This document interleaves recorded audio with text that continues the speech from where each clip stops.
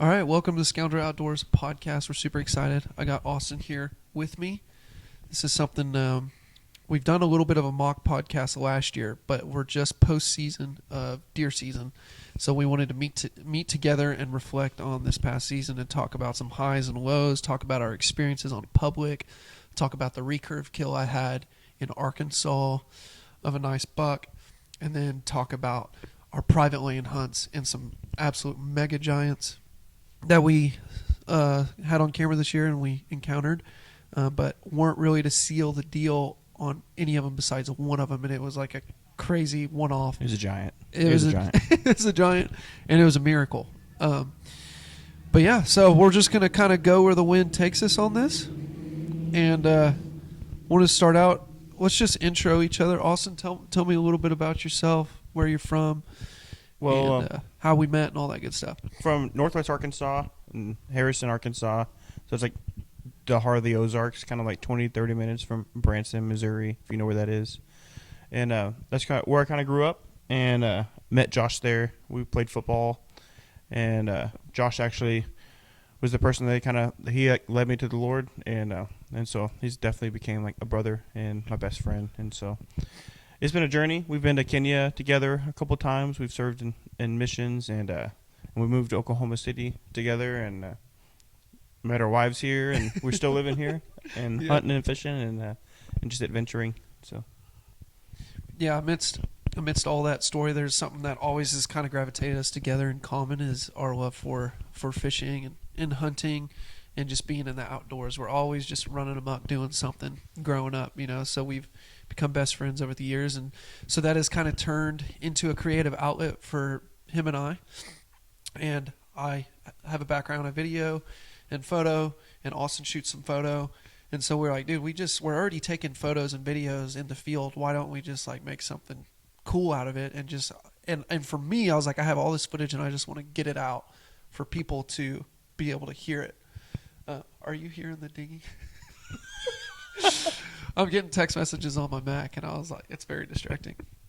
But anyway, so yeah, we wanted to have a creative outlet. So I was like, man, I love watching hunting videos. I love watching fly fishing videos on YouTube, and so did he. He went to Bolivia and was watching so many YouTube videos on how to catch golden dorados. And so, anyways, I was like, I'm going to start posting this stuff. I don't know when, but in 2023, I decided to start a channel and start posting stuff.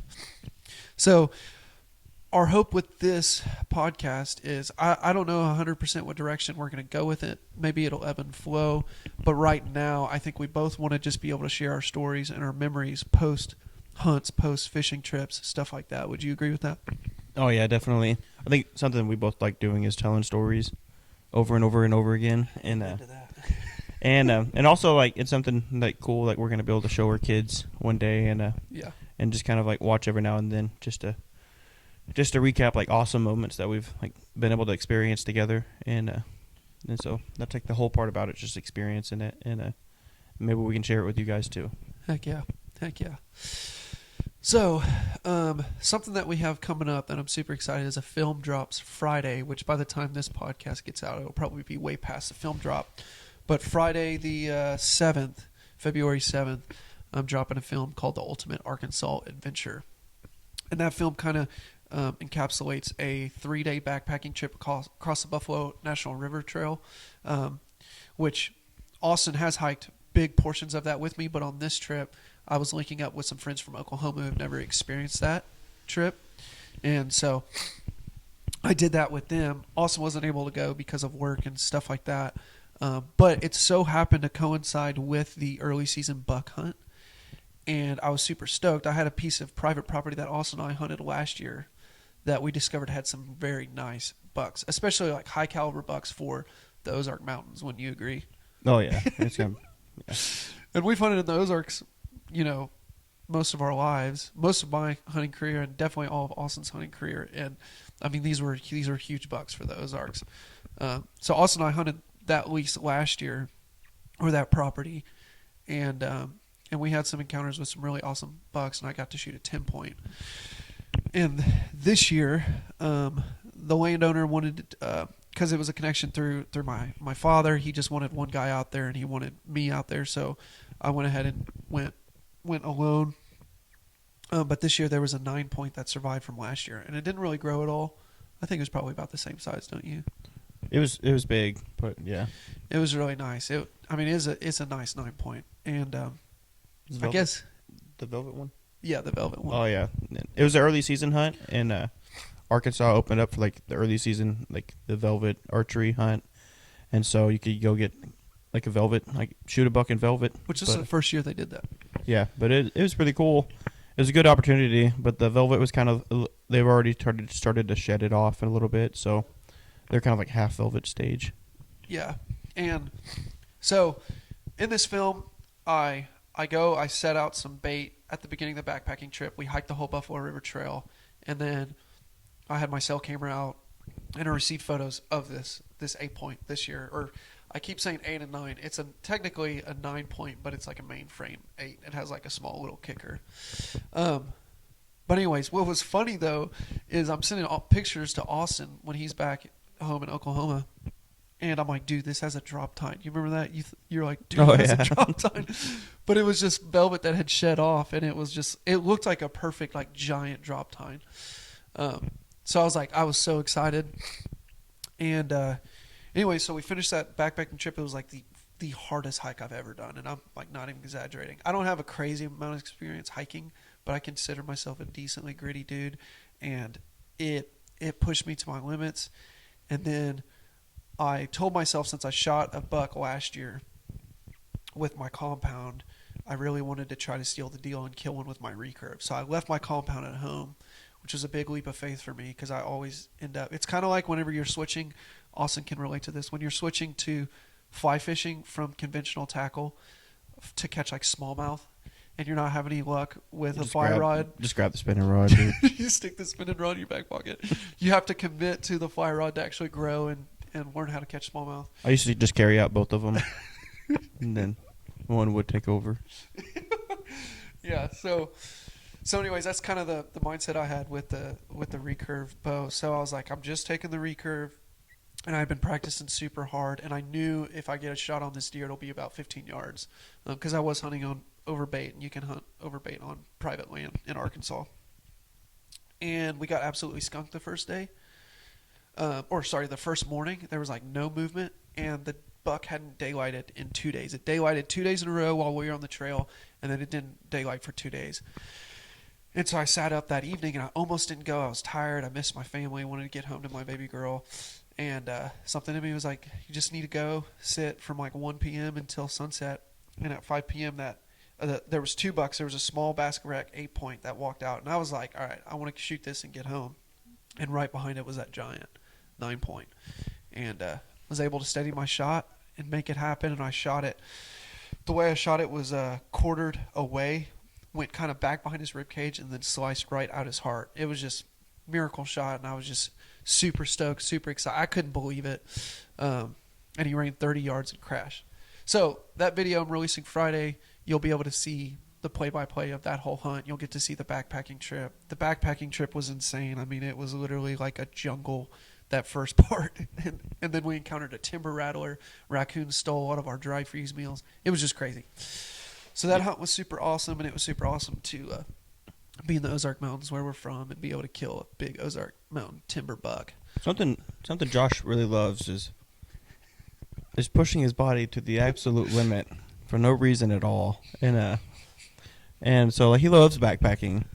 And I love backpacking if there's a destination. And like, I remember we went on one trip one time, and I just brought random like soda cans and everything. I loaded my backpack up, and it was like 50 pounds. And I'm like, dude, I got like a mile into that hike, and I was like, dude, what are we doing? Where are we going? We're just hiking uphill. And I didn't bring any water because like we're hiking on the Buffalo River, and so I just brought a life straw filter. But the thing is, we didn't go anywhere near the river, so I had no water. And so I don't know if there's a destination, like if there's a pond or there's like a stream at the end of that hike, dude, I'll go like 20 miles. But yeah, he'll just do 20 miles just in a big circle for no reason. But here's the thing though, if there's a deer that Austin can chase, or even a squirrel, he will go the distance. But yeah, if you're trying to convince him like, hey, there's a really beautiful view, he was like, dude, how good is this view, dude? Send me a picture of it. So hunting and fishing, we're able to meet in the middle and do some stupid stuff to get to some good fish, into some good deer. But yeah, man. So that was kind of that was early season. I've never been able to hunt early September, so that was super awesome. But I guess I'll briefly talk about on the back end of that. I planned to hunt a black bear because I had permission to hunt a black bear, and Austin and I had a game camera set up in this exact same spot last year, and we had almost more bears than deer in this spot. So I was super stoked. I saved up a bunch of money, too much money, to get a black bear tag, or my out-of-state Arkansas license, and then a black bear tag. And I baited. I watched so much YouTube videos. I watched a ton of Clay Newcomb, as many people know him as the bear guy, and did not have a single black bear on camera. And a lot of it, from what I learned, had to do with their early acorn drop. And apparently, bears will climb over mountains of donuts to get to a white oak acorn. And whenever I was on that Buffalo River Trail, there was white oak acorns everywhere. So didn't have any luck with black bear, but a friend who also hunts that property, who's friends with the guy who owns it, sends me a video of like what looked like a 350-pound boar black bear, just huge black bear. Walk right by him by the pond, get a drink, and walk out. And I was like, you got to be kidding me. So might try again this year, but possibly not, just because of the financial aspect of it. But anyway, so that was that. Austin, let's talk a little bit about where Austin and I hunted a lot this year. Was we predominantly hunted on public land. I feel like we learned a ton. And so yeah, just walk us through kind of like, I feel like what you learned personally, because we hunted a lot separate, but we team worked on like dropping pins. Where do you think we should hunt? We both scouted, saw similar sign. I don't know. So like, let's talk about the habitat of this public land that we were hunting on. So the first time we ever hunted it, there's like a few food plots and stuff, and I think I had like a flat tire on the bike where I was riding, and I was just dying. I like face planted in like a swamp, and so like, let's just go to this closest food plot. And we went there and we sat on the ground, and we saw so many deer. There were deer all around us. Like walked like 20 yards out in front of us, saw like coyote and everything, and it was crazy. It was a crazy hunt. And so this year we got out there, and they have a few food plots, and so I just kind of sat on the ground, the food plot, and I saw a few deer, but they were like 150 yards away. And so we kind of moved away from the food plots this year and kind of started hunting more like deep timber, and started hunting the glades. We kind of noticed like the glades were they bedded around the glades, and they just stayed in the glades and fed. They didn't really plant in the food plots until like after they started. I don't know, the food plots didn't really get good. They were kind of just dirt until like November, December, January, and they kind of a lot more winter stuff. And so those glades, though, they have like that big blue stem, like all these different little shrubs and flowers that those deer were just snacking on. Yeah, dude. Yeah. Which, backstory, we've had about 3 years of history with this WMA. And we mostly would fish it for trout and smallmouth. And then we started noticing deer. We're spooking up deer. And yeah, to Austin's point, like our first time sitting, we just sat by a food plot and saw so many deer. And it felt like a hidden gem. So we've kind of like, last year we went there a couple times to hunt. But this year we hunted there. I mean, how many sits do you think we had? This year? Yeah. If you count like afternoons and mornings and stuff, I don't know, probably had at least about 12 sits probably. Yeah, 12 to 15 sits out there. Yeah. It's a couple hours away from us, and so that's a little bit of a drive to get out there. Yeah. So, but Austin has e-bikes, so we're able to get deep in this public land. It's far away from the city, so there's not as much traffic, I feel like, and it's archery only. So it's kind of like, feels like a hidden gem, even though there's definitely WMAs in the state that probably have giant, way bigger bucks than this, but it's like what we've grown to know. So we were just like, let's dedicate this year. I'm sure next year we might tap into a different WMA that we've been kind of looking through turkey hunting, because we have explored other WMAs turkey hunting. But yeah, anyways, so the habitat with this WMA was a lot of forest glades. Do you think like, so obviously you're talking about some of the shrubs and stuff that grow in forest glades. I feel like that's like they key in on that food source a lot there. Um, what do you think about them as like a transition spot? Because I've been like thinking through this in my mind of seeing. I felt like every time I sat a glade, there was deer, and I'd see them feed a little bit, but it just felt like they would use it to transition a lot. So, tell me like kind of what was going through your mind and how you saw success when you used that glade to your advantage to sit on the front end of it, and then we didn't know at the time, but there was a scrape line going all the way down that road. But you sat on the front of that glade, and you had big timber north of you, and then you had a trail going straight across. What was your experience like with that? Well, like I didn't know, like we were just kind of started just like scouting out glades on Onyx and everything, and so Josh, like we found one glade, and Josh kind of hunted on one side of it, and I hunted on the other side of it, and kind of there was like a parallel trail that went down it. And the first time I hunted there was like I heard like two bucks fighting like before it got sunrise, and then it started getting a little bit lighter, and where your eyes are playing tricks on you and stuff. But I saw like a buck silhouette like in the edge of the field, and then like about 20 minutes later, another one came to my right, and I was just sitting on the ground, which is my mistake because that thing smelled me and saw me. I was just sitting on the wide open. I have these huge boots that are like footballs on your feet, but they're like 2,800 grams of insulation, and they're just sticking up like Ronald McDonald, and so that thing saw me and never even had a chance. But it got like about 20 yards away, but we scouted it out that afternoon, and there was just scrapes all down it.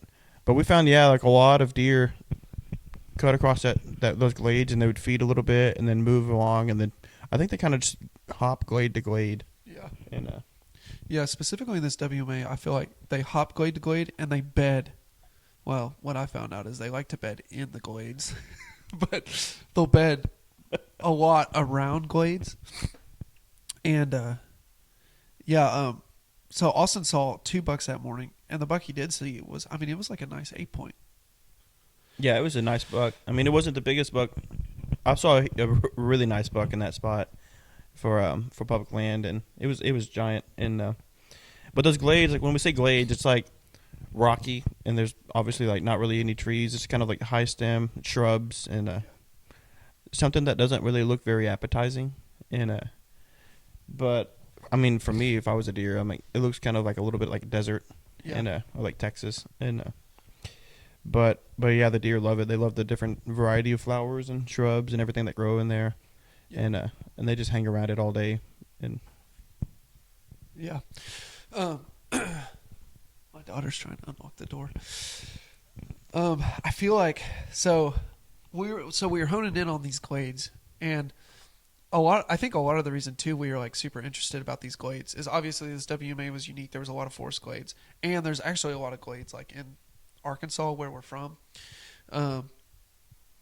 And so I was listening to this podcast about forest glades and stuff, and sure enough, it's like we start going to these glades and we start seeing deer traffic like everywhere. But one funny memory was our first hunt. We went there to this WMA. We hunted really hard. We hunted that morning, and I went to hunt where a glade transitions into some thick timber. And I'm like, if I can just sneak up there and get into this thick timber where we knew that there was a big rub and there had been scrapes there and stuff, and there's a ton of like acorn producing oaks and stuff. And so I'm like slipping in there, like literally the first hunt of Oklahoma season, and a nice buck just like pops up out of his bed like 20 yards from me, and my headlamp is just like staring straight at him, and I'm like, oh my gosh, there's a buck bedded right here on this timber line leading into this glade. I got up in this like super dinky tree that every time I'd move, it'd literally sway back and forth, and all I saw was a bunch of squirrels, didn't see anything. But then, so I'm like, man, I got to try to, get in tight to these glades, kind of inform my decision. Like, I'm going to hunt these timber lines leading into these glades, into the high stem cover stuff. And so that evening, we found another glade that had like huge scrape, huge rub. And I decided to hunt that. I see a young buck and a doe walking, and I never get a shot off. But then our second time we went up there, I'm like super pumped up, and I'm like telling Austin. Austin sits in that spot where he just shared that story from, which was smarter because it was easily accessible in the morning.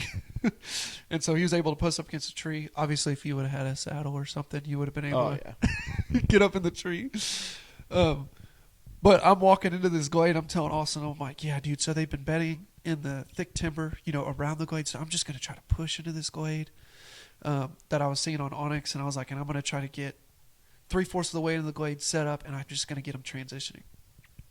I maybe step 30 yards into this glade, and it sounded like an absolute stampede of deer, just like bust up and just run.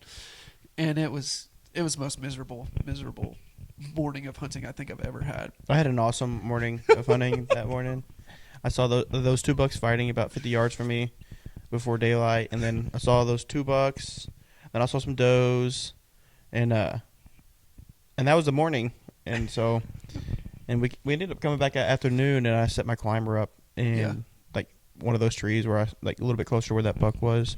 And after scouting that, we kind of walked all through it, which probably we shouldn't have done. But we walked all through there, and there were scrapes everywhere. And they have a lot of post oak acorns, but they were like huge branches hanging down, and there were scrapes underneath like every single branch. Yeah, that was crazy. And they were like, I didn't know there was probably like 15 scrapes all around me and rubs everywhere. And that's not even exaggeration; they were everywhere. And like all right there in like a close like vicinity. And so I set my climber up that afternoon, and in the exact same spot, pretty much. Got up about like 12 foot up in a tree. And saw a bunch of deer come out that afternoon. Like immediately. I don't even think I was up, and Austin's like, there's a deer in front of me. Yeah, I was just looking around, and I wasn't in a climber, actually. No, you were in that janky hang-on. And so I found this hang-on on just a sidetrack on my uncle's land whenever they were getting rid of it, and there was like a bunch of like little hang-ons, and when my dad sold our land, I kind of just grabbed all the old hang-ons, but this one was from like 1976, and the tree had grown around it. Yeah, it was encased like in the bark of the tree, and so, but I got this thing down, and I was sitting in it. I needed to replace the cables on it, but it was like creaking every time I wiggled around, but I got up there, and deer were just out there immediately, and I waited for them to get closer, and I looked around. I didn't really see anything, and I was waiting for like a buck to come out. It was kind of hitting rut and everything. And like a little bit pre-rut, but this doe stepped out about like 20 yards from me, and I shot it. And when I did, I didn't know like all the other deer that were all around me, and that were like sneaking up from the glade and everything. But there was a giant buck, like 60, 70 yards behind me. As soon as I shot, like I didn't even know if I didn't even know if I hit the deer, because I like immediately like heard that other buck like run like take off right there. And I could just see its rack and its tail like flagged up, and I'm like, I don't even know if I hit it, because I didn't even get to see it. But thankfully, I got a really good clean shot on it, and it only went like 5 yards. And so, yeah, no, that was an awesome hunt for him, and it's funny because that morning, like he just had an incredible day that day, and that morning I'm trying to get in the stand, and I drop every single arrow falls out of my quiver, and it takes me literally an hour. It's like 30 minutes after sunrise. And I finally get situated. I check my phone. Austin's like, dude, 2 bucks fighting. Dude, I've got doe everywhere. Dude, I think there's a buck behind me. I'm like, dude, I scared every single deer in this 100-yard area that was here, and they're not coming back. But that evening was super special, which to pub a video, we actually, all the stories we're talking about, we released a video, a part of the Public Land series. It's the Public Series episode 1. You can find it on the YouTube, and you can kind of see all this stuff like in action, materialize and stuff. You can hear my old rusty hang-on creaking in that video as well. Yeah. So, but that evening was super cool because Austin shoots that doe. Obviously, we know now, like, maybe wait, even because it was early season, so we were just like, we want to get meat. We want to bring meat home to our family. And we just weren't picky. We didn't really care. Of course, we would have been like, we would love to kill a buck, but we just had the mindset of like, the first doe that gives us the opportunity, or buck that gives us the opportunity, we're going to take it. So we kind of had that mindset. But then obviously in that moment, I mean, it was October like 14th. So we're not expecting to see a bunch of bucks on public, and he sees like 3 bucks in one day. Um, so, I'm but like, this is the best spot ever, and yeah. and I just kind of happened to look out. Just I sat up on a tree that looked good, and the deer were just moving all around me all morning, all day. It was awesome. It's super rewarding when, like for Austin in that situation, I feel like and this happened to us in turkey season, where you pin a spot on like Onyx, and then you go there and all the sign is there. Like you assume like, okay, this is probably where deer are transitioning through or moving, and they are, and so that was like super cool for you to just drop a pin, because he had not scouted that spot at all. So he went in there literally in the dark, sat up, and then found himself along like a massive scrape line. So that was super cool. Yeah, it was awesome, and it was a really good, like, for us to kind of like for planning for next season and stuff, because we really found that spot, like early season and even like pre-rut and beginning of rut, was like, it was insane. It was really, really awesome. And I think a lot of the shrubs and stuff kind of die off, and they use that less and less, in a little bit less like later season and stuff, and like January, end of December, it doesn't really seem as active as it was. Yeah. So that evening he shot that doe. I also shot a doe. I went back to that spot where I had seen those 2 deer the week before. I moved in a little bit closer, and I shot that doe. Or a doe comes out like 30 minutes after he shoots a doe. I shoot that doe. Everything seems great, like kicks, except I never hear it crash, and I never see it go down, and then I see a deer like with its tail flickering like 50 yards from where I shot it. And I was like, oh man, that kind of bothers me. So I go ahead and get out of the stand to kind of get like first blood, see what's going on. And all of a sudden I hear like a doe spook and like run off, and sounds like it's tumbling. And then I see a bachelor group of like 3 young bucks like in the woods. So there's a lot of deer moving that day. Come to find out, it was my first year like shooting fixed broadheads, and I was like super stoked about it. I believe in fixed broadheads a ton, but what I didn't take into context is like a lot of times if you're just been shooting mechanicals, your bow, and some people listening to this will be like, yeah, duh, but those specific broadheads do not shoot right, like in tune with like a normal field tip. There are some, like Austin has some fixed broadheads that shoot, I mean, literally dead on to his field tip. He hasn't had to tune his bow or anything. And anyways, I'm like shooting these broadheads, and I didn't field test them or anything. And then I shoot that doe and don't kill her. It shoots like 4 or 5 inches to the right of where I thought I aimed, but then I was like, man, I probably just pulled. I was overly excited. And then I go out to a lease I have permission on, and I'm shooting out like a dice, and I'm shooting those broadheads, and they're shooting like 4.5 inches to the right, like every single shot. And then I put on a field tip, and I'm hitting like dead on. So that was a huge thing that I learned like through that public lane experience, through injuring that deer, and it kind of put like a weird stick in the road for me in the season, because it's like I came off that huge high of shooting that buck with a recurve, and I'm like, man, I should be able to be making these shots. It was like an 8, 10, might have been a 12-yard shot that I shot that doe and couldn't find her.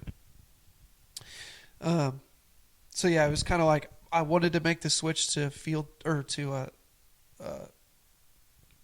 fixed broadheads, but then I kept with mechanical for the sake of like I didn't want to take my bow to the bow shop and try to figure things out and stuff like that. But Austin shot his doe with I guess we can name drop and give him some publicity because we have so many people watching our videos. But he shot, was it the V2 Striker or whatever? Yeah, and it was a V2 Striker from like the same company that makes like the Mega Meats and stuff at G5. Yeah. And they have a couple ones, just the V2 Striker, and then there's another one. They're like I think they're like $54, and it's expensive. But I was able to like sharpen them and stuff. And the thing about this, you can buy like replacement blades. But maybe my bow was already tuned like just right for them. But yeah, they shot like directly, like perfect, like in tune with my field tips and everything. Another one I was wanting to get was the Quad Exodus, but I just couldn't really find them. I didn't want it. Every time I thought about it, I didn't have them ordered in time or anything. But I couldn't find like 125 grain at like Cabela's or Bass Pro or anywhere around me. And so I just went with the Strikers, and they shot good. And I mean, I had success with them. So. I feel like and this is just me, like from what the research I've attained and stuff and experience is I feel like if a fixed broadhead has a ferrule tip, kind of like a field point, which the strikers do and the quad exodus do, they just fly so much more true. When the Montex I shot do not have that. It's just like one. Like a traditional looking Yeah, broadhead. constructed. And I was even shooting my stingers that I shoot on my recurve through my compound, and those were a little bit better, but they were still shooting about 2 inches to the right. But I switched to Muzzy at the end of the season, shot a doe at 50 yards, and just like dinged her. And those have kind of like that ferrule tip, and they were shooting pretty true. And so don't that get me was wrong, cool. like I love shooting like the G5 mega meats and like the Rage like hypodermics and stuff, like those big huge mechanicals of like 2.5 inches like cutting diameter. But I had a really bad experience. He had a bad experience. I had a pretty bad experience like with like my biggest buck I would have ever like 2 of his biggest bucks. yeah 2 of them, and I shot one just like probably a little far from my. This was last year. For my like I have like a cheaper kind of bow is like, but it was like about 40 yards, like 38 yards, and it hit, and it didn't get a very much penetration. It hit scapula, and it kind of just turned. That buck turned kind of weird, and it was just like kind of, I don't know, like shocking. Like I shoot a lot, like I can shoot pretty good, but it's just one of those things like when you're in the moment, and you're shaking, and you're standing up, and you're leaning at an angle, creaking over your buddy's like shoulder, trying to shoot a buck, and at a weird angle that like you don't really practice for. It's like I don't know, those mechanicals will do some damage. If you have a deer like 20 yards broadside, it'll do some damage For sure. But I don't know, if hunting public land, you don't always have a deer like 20 yards perfectly. Like you don't have like a feeder or something with there that's going to draw them and to give you that perfect shot. So sometimes you gotta, I don't know, it's kind of better, safer to have like a traditional broadhead fixed that can like penetrate a little bit more through like a little bit of shoulder if you happen to hit it, and or like through the bones and stuff. And so Yeah, I would agree with that for sure. I think my experience is biased just because I've mostly only shot G5 mega meats and G5 dead meats, and I shot some fixed this year. But where Austin had bad experiences with expandables, I've had incredible experiences with expandables. But I'm biased because I have yet to, and I'm not bragging on myself, but I have yet to shoulder shoot a deer right in the scapula. And I mean, it's very evident that fixed get way more penetration. So there's a good chance that if Austin would have shot a fixed blade at he shot 2 really nice bucks last year, and we didn't recover either one of them. And so it was pretty heartbroken. yeah, Like I'm not shooting after this. And but if he would have shot a fixed broadhead, like there's a pretty good chance at least one of those bucks, I think for sure he would have got enough penetration to which double lung it. to be on the good side, that bigger one that I injured, we actually were pretty certain that we saw it on camera like about a month yes. later with a pretty good wound, and we did see some foamy blood, and that's something new like I learned about, I guess, bucks and stuff. Like we saw some foamy blood that looked like it was definitely like a hit lung, and so maybe that lung healed, or maybe it's just like can live off of one lung is something we found out doing some research, and I didn't even know it was a thing, but yeah, they can. And obviously that one survived, and we were super thankful. But we have never seen it again. And so, Yeah, it did not show back up this year. But man, so back to public land. So Austin, I feel like your year started out so good on public land. Like you saw like 5 different bucks within like a 2-week time period, and then you shot a deer. But then I felt like that spot just started like you kind of, I felt like you got in your head of like, I know that this spot produces good deer, so I'm not going to leave. But it felt like there was a timing issue because you got skunked a couple times. Tell them about the story of whenever we went November 1 and you hunted and you. Oh yeah. And, well, yeah, we hunted. Yeah, I'm like, this is the best spot ever. Something about, like, Josh and I have like talked about this, like something about myself, and like probably both of us can agree, is like I don't go if I don't have like I don't go like, oh, there's a chance I could get a big one. Like I have certainty every time I go that like we're gonna see a huge one. Like every time we go fishing, like dude, we're catching like a world record. Like we're gonna catch like a 7-pounder right here, and so every time I go, I just have like, I guess I'm pretty optimistic, and so I'm like every time I go, I'm like, that spot's so good, I'm gonna see like 8 bucks, and But like I went the next time we went again, and we brought our buddy Corbin out, and I didn't see a single thing. I don't even think I saw a squirrel move. I think a couple Tweety birds, and that was about it. And it was a good morning too. And it was a really good morning, and it was loud. And it was a really good morning, and they were seeing everything, and like where they were hunting over some scrapes and stuff. And I got down and left my climber. I actually brought my climber that time, and I got up in there, and I had it all set up and everything ready to go. So whenever we got out that afternoon, and I climbed down because they had some luck, and I went down there to check out them, but unfortunately we actually had to come back for some reasons, and back to OKC. Yeah. And so when I went to go get my climber, it was like about 11 a.m. There was a giant buck like making a scrape like 20 yards from where I was sitting, and it was a really, really nice buck, and and it was like perfectly like right in front of where I was sitting at, and so I don't know if I just stuck it out a little bit longer, would have had some luck for sure. And yeah, that was pretty hilarious. Man, so I feel like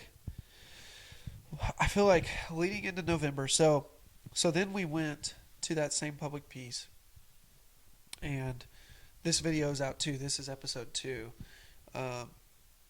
and I hunted like the same spot I had been hunting. I had hunted a new spot where I had shot a doe when he was just talking about when he saw that buck that same day. I shot a doe, and I thought that I made a good shot, but I was afraid I hit a branch. But I couldn't tell through my viewfinder when I videoed it that it was not lethal at all. We found like a trickle of blood that we followed for like 50 yards.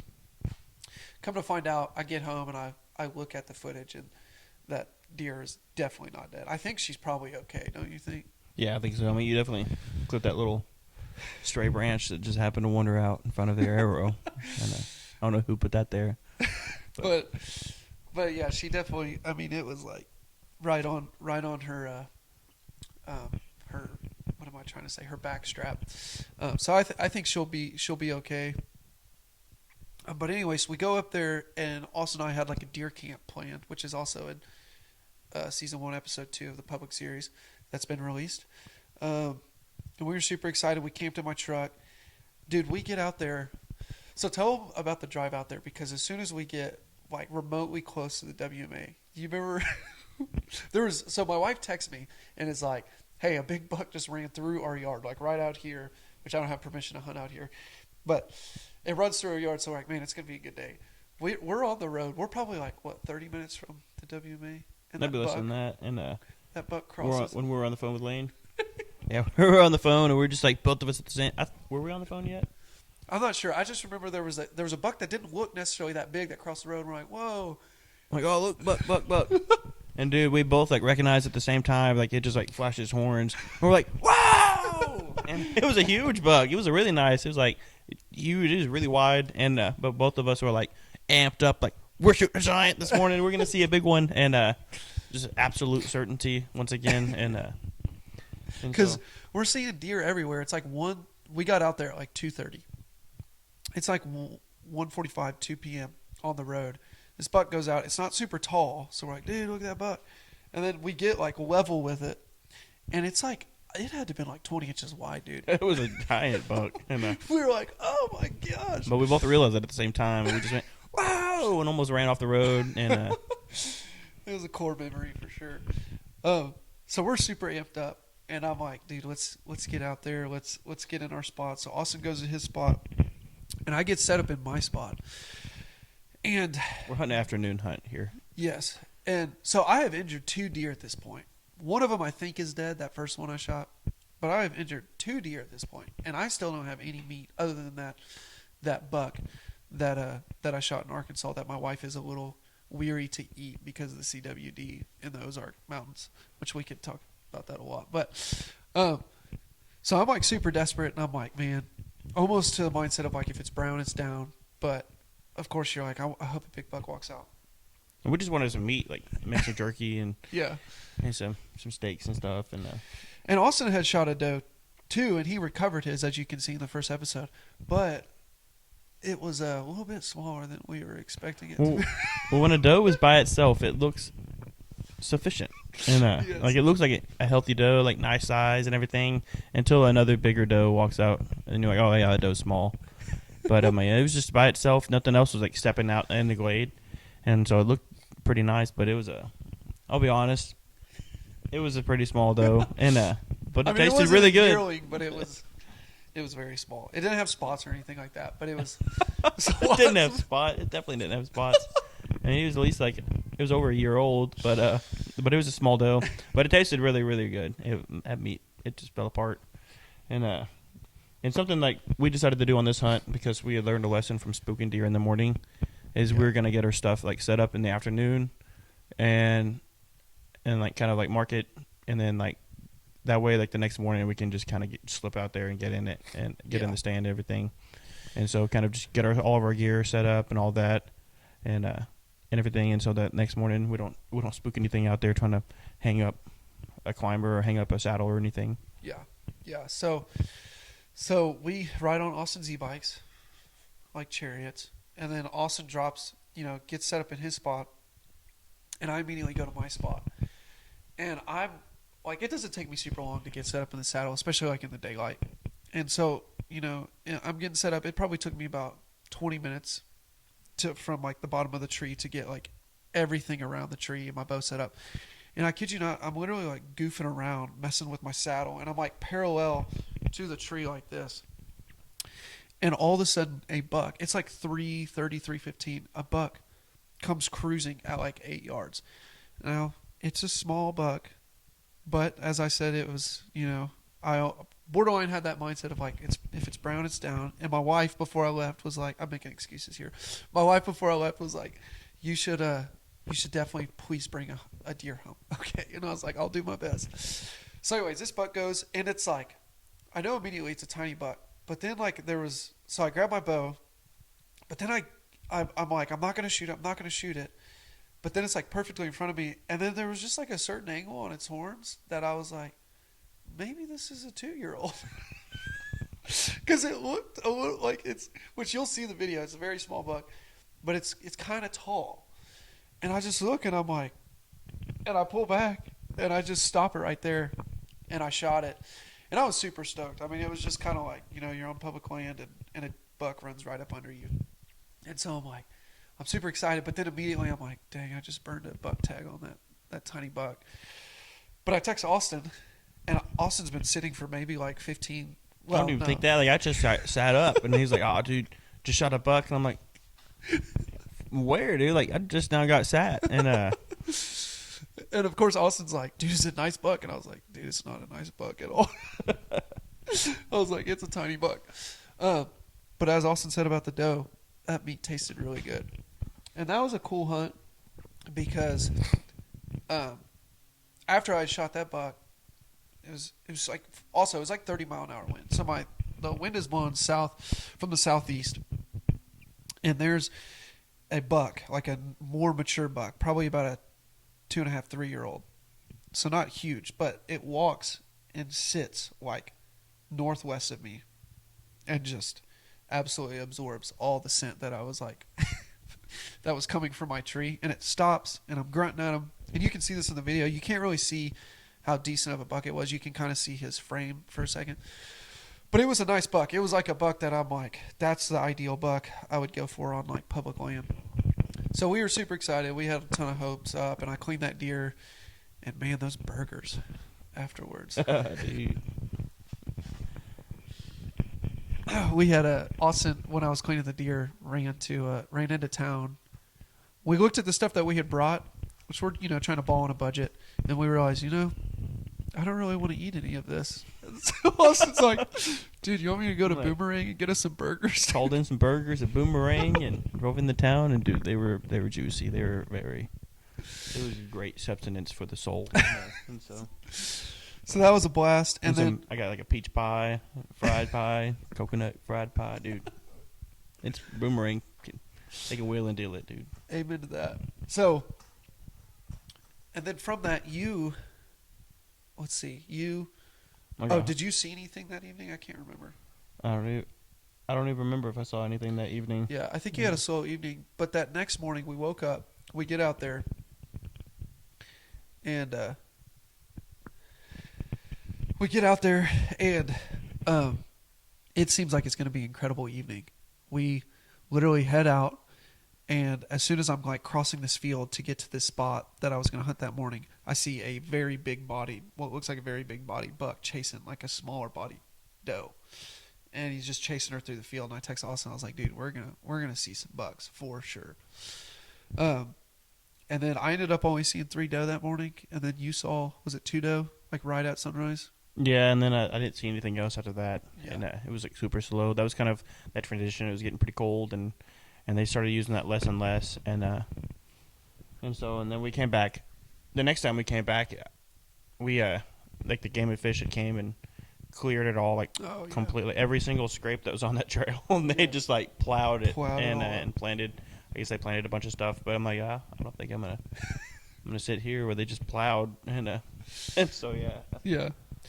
So late season on public land, we kind of switched our focus to food plots, and again, I think something that both Austin and I is we get very like stubborn of like if we have a good experience with something, we're like, but this works. And I went by myself one morning. Austin couldn't go, and I went to just go spend some time in solitude and hunt. And I was going to hunt from the ground as like a challenge, and I brought like my recurve. And I'm sitting on the ground, and I go to this food plot. It's late season. It's like early January. And I kid you not, like right at legal light, like a minute after legal light, 2 does like walk, or 3 does walk by.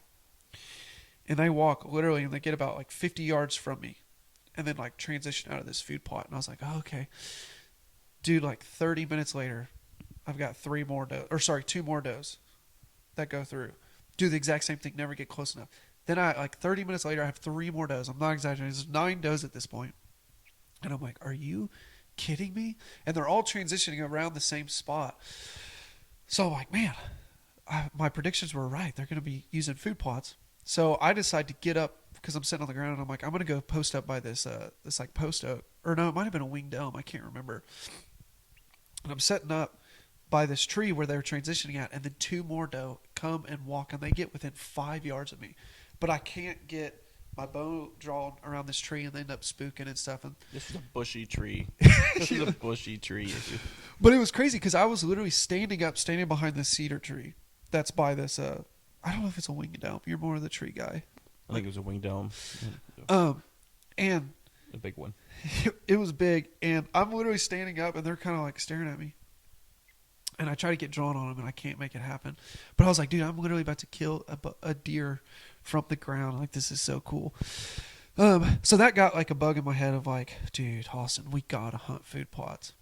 So I end up hunting that evening, getting skunked. But then Austin and I go, and we do a late season hunting trip where we're like, we're gonna catch some rainbows. And it's like last day of season or second to last day or whatever, January like 14th. Yeah.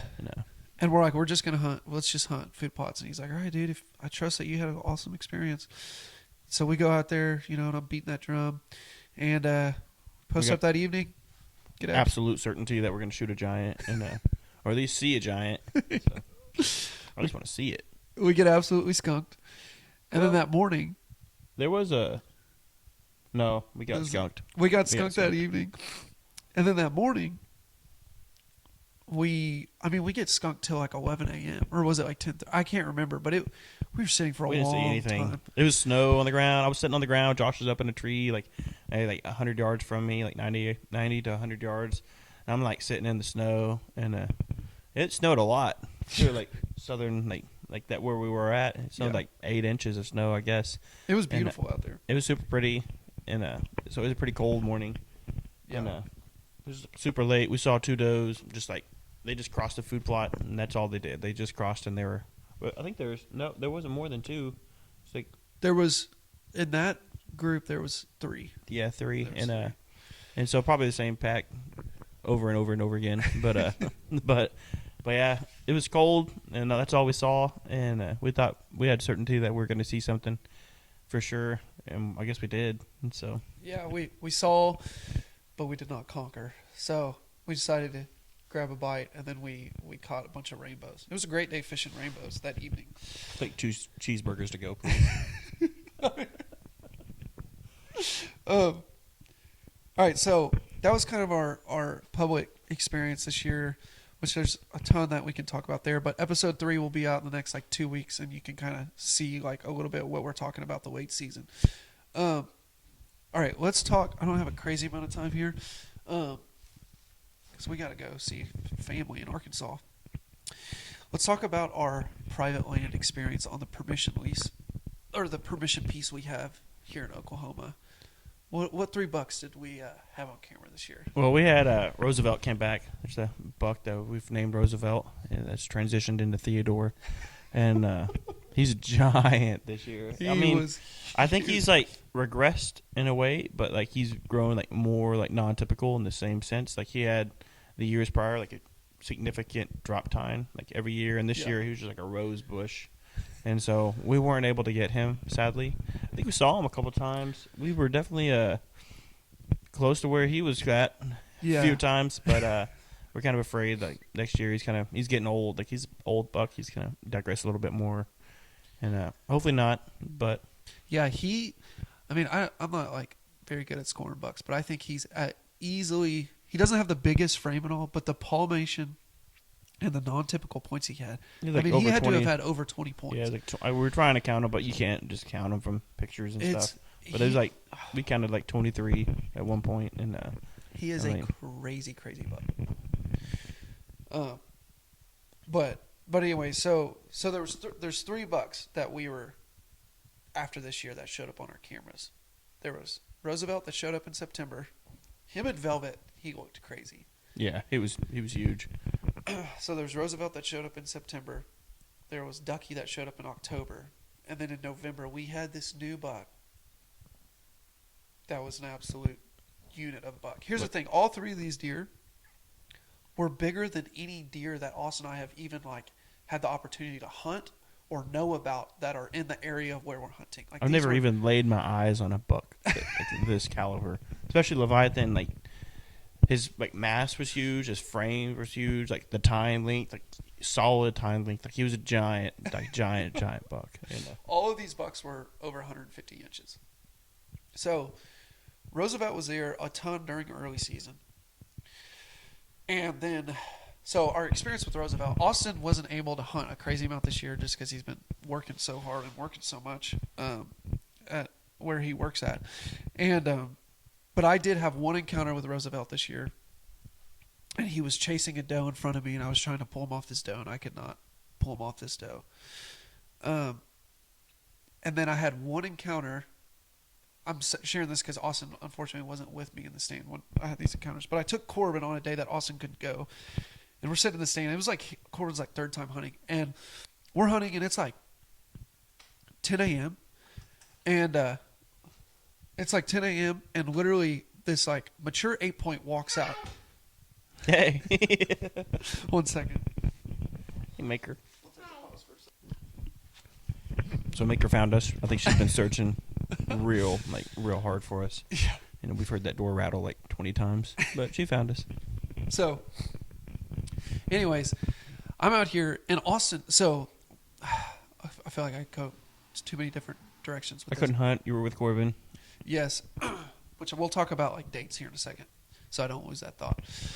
But anyway, so November 10th, this buck shows up that we called Leviathan. We've never seen it. We maybe have a hunch of like what buck it was last year, possibly, but it would have had to blown up literally like 40 to 50 inches. This was like, all these bucks were over 150 inches. But anyways, this buck shows up the night, like in the wee hours of the night of November 10th, and Austin's like, dude, what is this buck? It's showing up. And then we were we were kind of like, oh, dude, it's not daylighting. And both of us, I had to work at the church. Austin had to work at his job. Or no, he had church and stuff too. And so we're like, oh, it's, at nighttime, just like Ducky was. And we're like, he's probably just passing through. And then we get that notification from Moultrie at 12. And he's in daylight. Literally in daylight at like 7 or 8 a.m. Yeah, like the next morning. And he's just huge. And I had he was just showed up. We were freaking out. Like dude, there's a giant. And well, and what's crazy about all these bucks is they just kept getting bigger. Like there was 3 different bucks, and at the beginning of the year we were losing our mind over Roosevelt. We're like, Roosevelt's the biggest buck ever, which he is the biggest buck we'd ever had the opportunity to hunt. And then October rolls around, and this buck that we call Ducky shows up, and it's like 22-inch wide with like the palmation and the mass is like something. It looks like a moose, like a little baby moose, dude. It's crazy. You know, he probably like webbed and was the least high scoring of like these 3 bucks, but he was a huge buck. So then we're losing our mind over that. It's just a super unique buck. So, you never see that kind of like webbed horns like that. It's crazy here in Oklahoma. And then all of a sudden, you know, Leviathan shows up, and we're like, what is going on? Most of these pictures are at night, you know, but then we're starting to have these bucks in daylight. But something, okay, so going back to Corbin. So Corbin and I go out, my encounter with Leviathan. Corbin and I go out like mid-November, and it's like during one of the frosts at like 10 a.m., this 8-point walks out. And it's like a mature 8-point. It's not like a huge rack. It's like that 8-point you shot last year. That was like 300 pounds, it looked like. But Austin shot at a buck that was very large body-wise. So it's like not the biggest rack. And I am like, and I had a lot of success this year with rattling smaller bucks in. And on a property that I have permission on outside of this one that like I've rattled deer in. That's one thing, like bucks, they respond like unlike anywhere else I've ever been, like they respond like every time to like grunts and rattles. And, yeah, it's super high success rate. Super awesome. And so we're sitting here, and this buck comes out, and I'm like contemplating in my mind, all right, I think I'm gonna let Corbin shoot this buck if it gets close. And I just knew, I was like, dude, it's a done deal. We're gonna grunt this buck right over to us, and we're gonna shoot it. Because technically, it was on the neighbor's side. The same buck that we'd sold a couple of days before that. I think so. And that run across the field. Yes. Yes. 8-point that came in. Austin and I had seen this buck before, and well, anyways, he won't even give me the time of day. I'm grunting, I'm rattling at him, and I'm trying not to overdo it, but I get to the point where I'm getting desperate because I'm like, man, Corbin has never shot a deer, period. So I was like, this would be awesome. All of a sudden, he works this scrape, which, backstory on that, we used to be able to hunt over this scrape, but we lost permission from the landowner. He pushed us back down in this spot that we're confined to now. Just because like his son's hunting it and stuff, and yeah, I mean he's a super nice guy. Yeah, and so we just don't want to be like overpressured. I mean, if we shoot a deer and it runs over there, like he's completely like fine with it. Yeah, we just can't have a stand over there anymore. Yeah, so, but it was painful to see, you know, this buck like working the scrape right there. Dude is right there. So he's working the scrape, and I'm talking to Corbin. And I was like, was that not awesome, dude? He's like, dude, that was so cool. And all of a sudden we hear intense, like, horns clanking together. And so I, like, pull my binos out and I look, and I kid you not, it is literally Leviathan, like, just destroying this 8-point. And I had never seen bucks fight other than in videos. Like, I had heard bucks fight when I was out in the woods. And this buck is huge, and he just drives this 8-point, like, across the field. And then he comes right back to that scrape line. It goes right in down this trail where I shot Cheddar at, where Austin shot at 2 bucks that he injured. Man, exactly like, I don't know, there's a video that we've posted of like a buck just thrashing his horns up on this limb. Like that's what we're talking about. It's like we can see it across this field, but yeah. But we're not able to hunt that spot anymore. So it's like we would have literally been able to shoot Leviathan that morning if we had our old spot. But anyways, can't live on past permission. But it was super cool seeing those bucks fight. That was my only encounter with Leviathan, other than obviously he daylighted on camera. So that was super cool. We had a really like weird year where we had like no does. We saw does, but it was like in the late season we saw a lot, like in the neighbor's field. But for the most part, we had one encounter with a doe in shooting range. Yeah, and like I think the first year that we ever hunted out here, like we saw like 8 does every hunt. Like all like they traveled like packs of like 8 to 10 sometimes. There's one morning they're just fighting, like they were getting up on the back legs and just fighting. And but this year there was like way like significantly less does, and I think one of the reasons we kind of discovered that the reason might be is because there was like all of the neighbors' properties there had feeders up, and this is like the first year that they've like had that, and and so they had feeders filled, and they were just going to their feeders, and they didn't really have a need to cross the creek and come over to our side as much, and so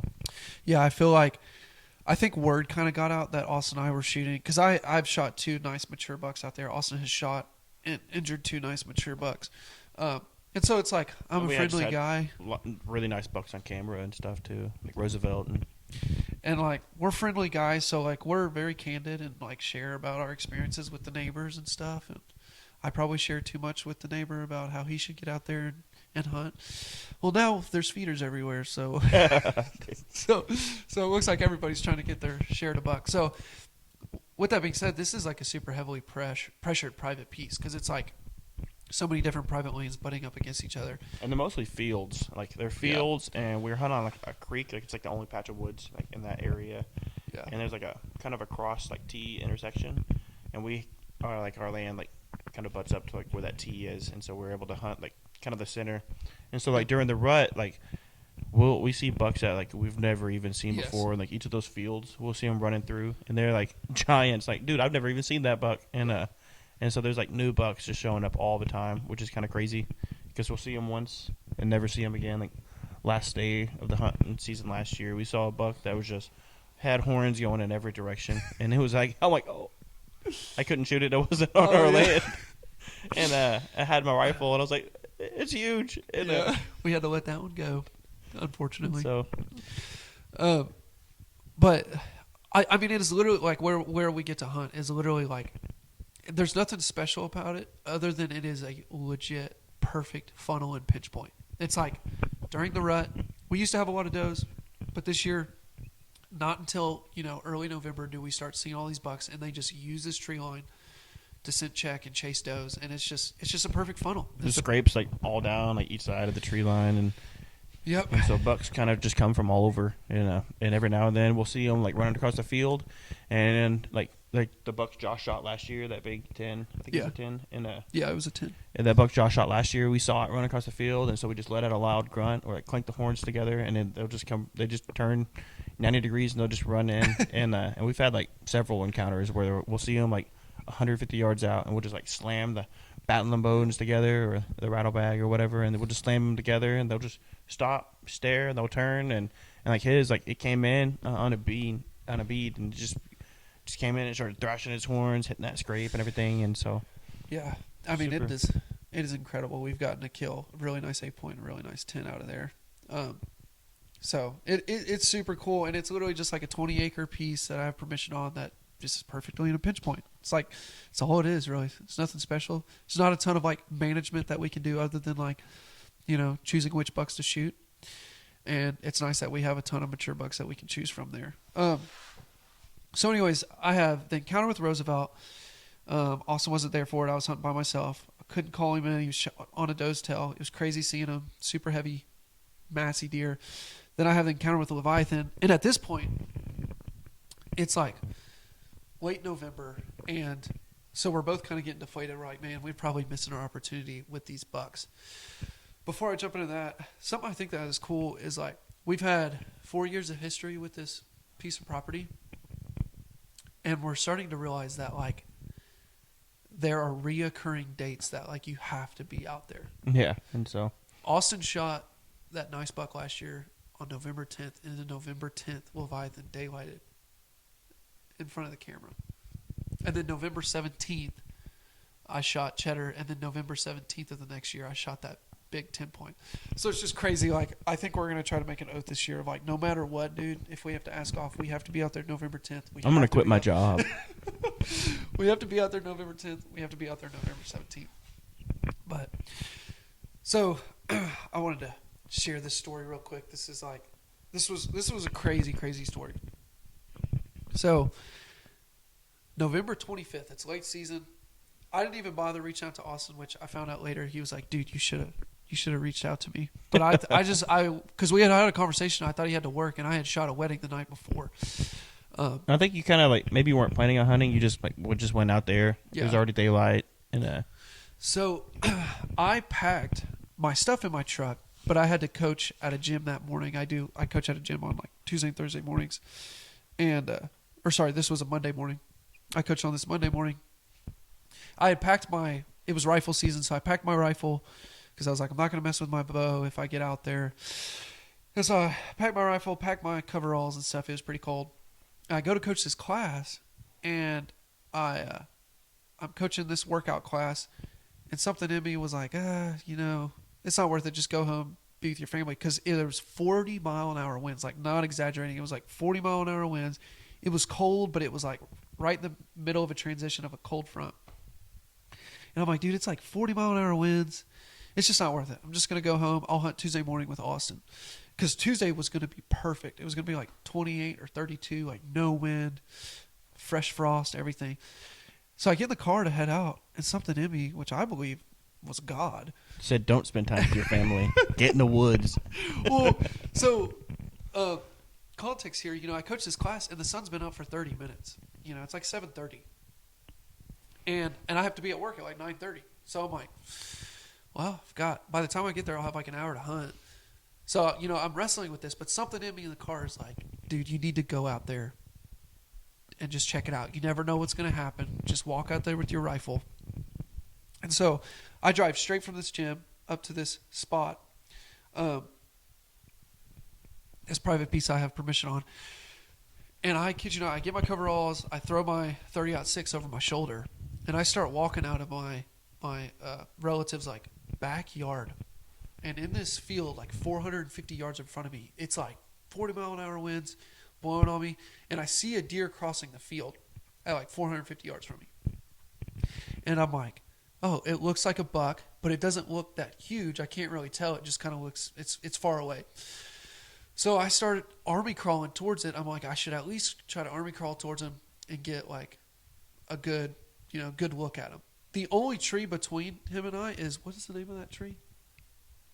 The one I with think the it's berries? a sugarberry. A sugarberry It's called tree. a sugarberry tree. It's basically a big bush. And so I have this sugarberry tree in between him and I. And he's like 400 yards away. I army crawl to get him about 300 yards from me.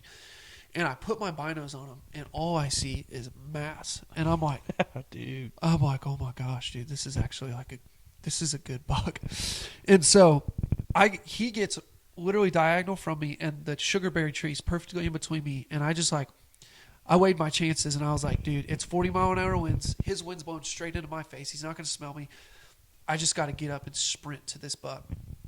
So I sprint to the sugarberry tree, and he was 150 yards from the sugarberry tree. So I post up my rifle on this sugarberry tree, and I'm trying to get my scope steady. Also, like, this is stupid of me, but I mean, I hadn't shot a deer with a gun in 4 years, and I hadn't sighted this gun in 2 years.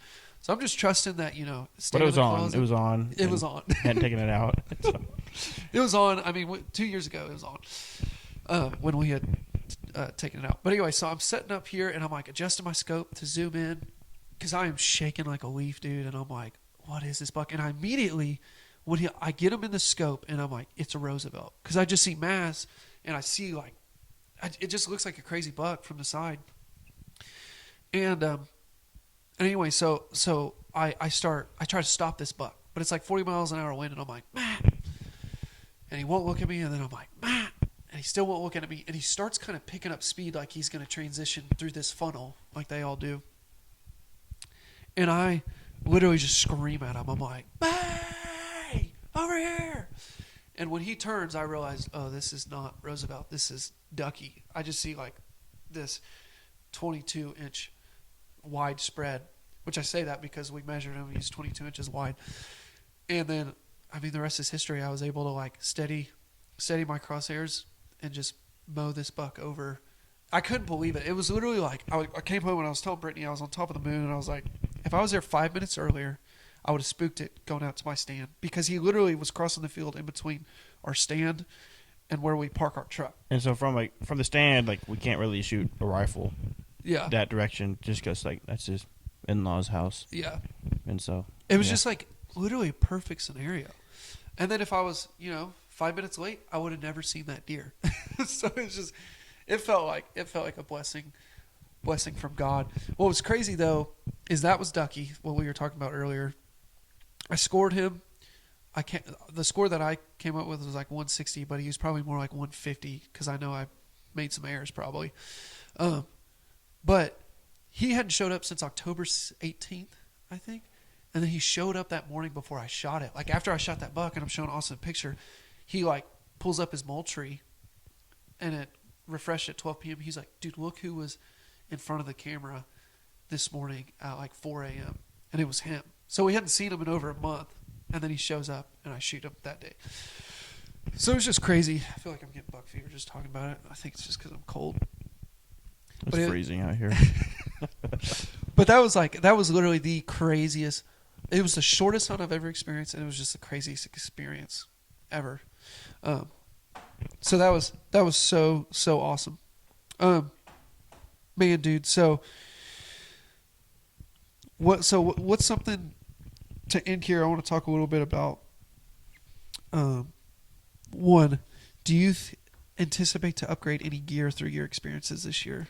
Man, I would love to buy like the Elite Era bow or whatever, the Era Elite. I made the mistake of like holding one at the bow shop whenever I went to get mine like restrung, and I picked it up and it just felt like awesomeness.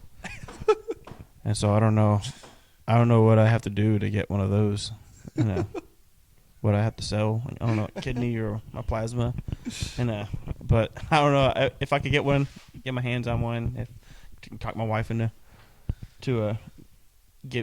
gifting me with her approval, then I'd love to get that. But honestly, like I'm just gonna really try to just hone my bow in a lot more this year, just shoot it. And I think I want to upgrade to like some lighter weight, like I don't know, like a stand. Maybe Josh has been trying to sell me on getting in the old saddle, but I don't know. I definitely saw the benefits of him just being able to slip in there and just set it up versus me just having to tote this big old climber in there from like 1986. It was gifted to me. It's awesome. It's super comfortable. It's like a luxury lounger, and but it weighs like 50 pounds, and so I don't know. Definitely, and not every tree you're able to get up in with the climber. It has like limbs everywhere, and so I don't know. I think gear wise, I don't know. I'm pretty set, and just want to like shoot my bow a lot more this year, and I don't know, make a lot more like just intentionality, just getting out there and just get dialed in and just get confident, and being able to make those tough shots and from different angles and positions and stuff. I think the only thing that I would like to experiment with is the one stick saddle setup. Even carrying like my 4 sticks in there with my platform. I mean, it wasn't crazy heavy, but I'm like, man, if I could get it down to like one stick and then rappel down, it seems really cool. But also, I don't know. There's mixed reviews on it, but I think I want to experiment a little bit with that next year. So, dude, I shared my favorite experience, obviously. I had some awesome experiences this year. What do you think is your favorite experience from this past deer season?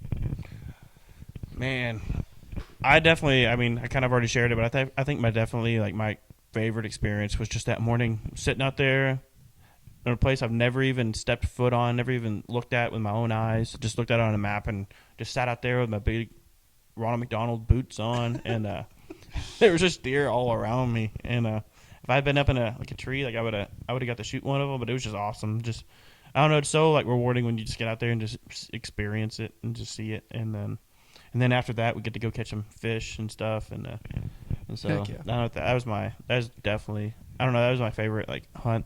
It was just so much action, and I mean, never even got a break to just chill out and release the shakes. But I don't know, it was just an awesome hunt. So yeah, that was super awesome. Yeah, I think it's a tie between, obviously me shooting ducky was just like such a crazy highlight, which that video will come probably around August or September of this year. I wish you got it on camera, but it's kind of hard to get it on camera. Yeah, when it's sprinting across a field and you're sprinting to it. So yeah, I'm going to crop in that story into the video so that I can kind of fill the gap, because I didn't do any intro or anything. It was just like I went out there and I thought about grabbing my camera, but then I was like, no, I need to take advantage of this opportunity. I was by myself, and so unfortunately I did not get the video of me killing that buck on camera, but I did get some really good footage of him post being shot by a 30-06. All right, man. So that was a huge blessing experience. I think it's kind of tied with, though, just exploring public land with you, bro. I had so much fun, and I think public land is super hard, and a lot of people are deterred from it. But I think becoming a better hunter, learning how deer transition, learning how to read sign, predicting when to be in the tree, all that stuff, finding a tree to saddle up in or get a climber in. I mean, all that stuff is so fun. And like looking on Onyx and picking out spots and literally like dreaming the night before of like killing a big buck, even though, we had a handful of encounters. But yeah, going on public land was super fun and super awesome. So what do we most look forward to next year? I mean, this year's not even over yet, man. We got turkey season around the corner. Yeah. Oh, And, sorry, I meant like this year. And I think last year we mapped out a spot on Onyx and we sat down on the ground and we like hoot owled, and there's gobblers just all around us, and then all of a sudden there was turkey hunters all around us because we kept hoot owling. They were just right there, and then all of a sudden we just saw people coming over the ridge, and every angle Coming after those gobblers. and we were just calling in all the hunters instead, and unfortunately we weren't able to get one. But that's kind of like that same thing I was saying about like just scouting out a spot on Onyx and just like taking the risk. I don't even know what it's like. It could be flooded, and just going to a place we've never been and just having success, just like taking the risk and just just paying off is just it's so awesome.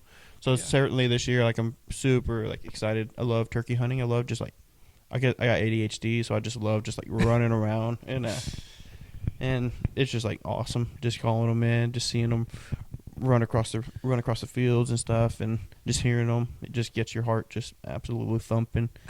And so super excited for turkey season around the corner, and hopefully we really have some luck this year. I want to see some birds, and so for next season, deer season, I'm really excited. Just kind of like use what we've learned this year about the glades and everything. Set up early season, probably in the same tree I sat in, and maybe even scout a little bit before and on some like smallmouth bass fishing trips down there, and kind of find some good points that pinch points and stuff. And so that's what I'm super excited about. Just kind of just using what we learn and being able to do that, like conquer that like earlier. Yeah, so. For sure.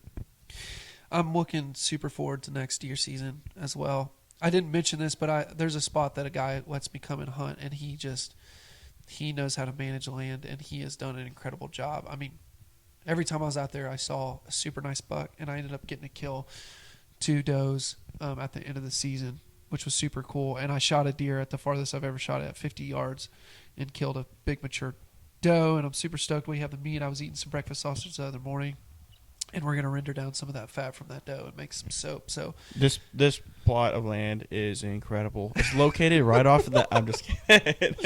No, it's like this guy's like he's just done such a good job just managing his land, and yeah, it's like I don't know, it's kind of just a blessing. I was able to go out there and sit one time with Josh, and it was just like I heard turkeys gobbling. It was January, turkeys, and there was like a couple of hogs, and saw deer everywhere. And I'm like, dude, it was like 50-mile-an-hour winds, and it was so cold. But yeah, I was able to actually get 2 does that day as well. Yeah, and, that was just kind of awesome. like end of season, and just fill my freezer up. And so yeah, it was like a blessing just to get out there, like just see like a beautiful piece of land that's just been managed like super well, cleaned up and everything. And so yeah. So getting to do that at the end of the year this year, kind of replicate what Austin did last year on that piece, was super awesome. So that's something I look forward to a ton next year season. As I'm going to take advantage of more of getting to build a relationship with him and go and learn from him, because I've learned so much from him, being able to be in proximity of just a dude who's a little bit older and just a very weathered hunter, and he understands how to manage property in a really profound way. It's like motivated me to make like a micro food plot this year that Austin and I are going to try to do. But other than that, turkey season, we are stoked. Be on the lookout. So we're going to do like so excited, dude. I have certainty. So we're going to hunt Oklahoma. Our Oklahoma hunts will look a little different because it's like a busy work week that I already know we're both going to have to work a lot. But we're going to try to hit up some WMAs.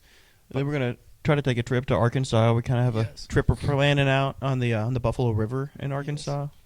And we want to just kayak and then set up camp somewhere on the side of the river, and then hike up and hoot owl, like do some scouting and stuff. And we have some definitely have a bunch of pins marked and everything. So we're like super excited just to get out there, catch some bass, and then just throw up our hammocks or something and and just pack light and just get out there and scout, and then maybe get a turkey the next morning, and maybe even like that evening, just set up and get a turkey and hear some birds and stuff. And we found some pieces of land that are like as far as away you can get from any road. So like it's only over like a river access, and so like I don't think it's been like really hunted at all.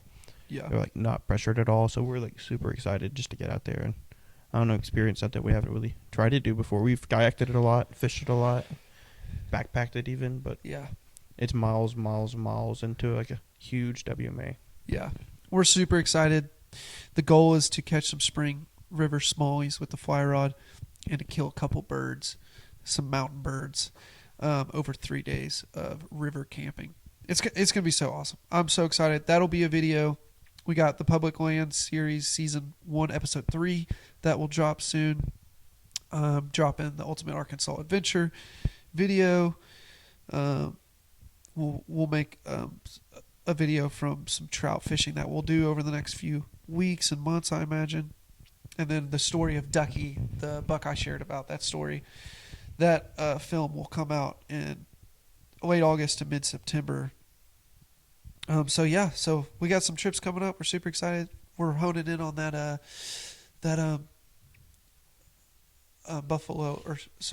turkey hunt river trip. I mean, I don't know what we're gonna call it yet, but we're super stoked about it. Yeah. So yeah, this is thank you guys for listening. We hope you enjoyed, and this is Scoundrel Outdoors. Tune in for some more adventures and stuff coming up.